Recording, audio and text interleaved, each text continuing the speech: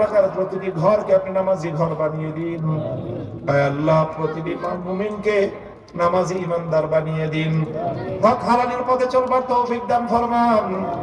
দুনিয়ার জীবনটাই চূড়ান্ত নয়, আখিরাতের অনন্ত জীবন আমাদের সামনে পড়ে আছে। আয় আল্লাহ, এই হাকিকতটুকু বুঝবার তৌফিক আমাদেরকে ইনায়াত করুন।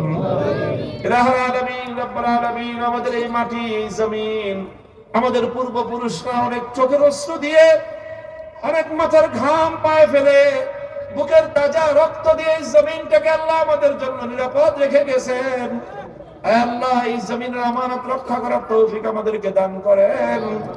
আয় আল্লাহ, আমাদের এই মাতৃভূমি এর প্রতি ইঞ্চি মাটিকে আপনি ইসলামের ঘাঁটি হিসেবে কবুল ফরমান।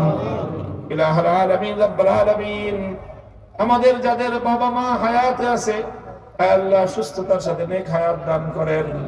পিতা মাতার খেদমত করে আয় আল্লাহ জান্নাত কামাই করার তৌফিক দান করেন। আয় আল্লাহ, যাদের বাবা মা নাই, অন্ধকার কবর জগতে চলে গেছে, আল্লাহ, কবরবাসী পিতা মাতাকে আপনি জান্নাতবাসী করে দিন।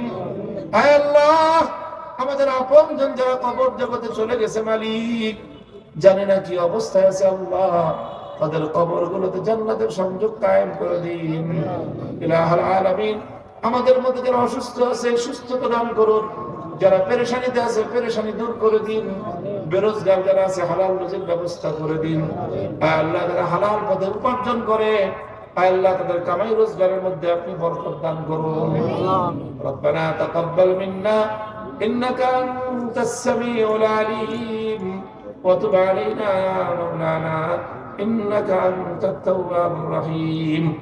سبحان ربك رب العزة عما يصفون وسلام على المرسلين والحمد لله رب العالمين.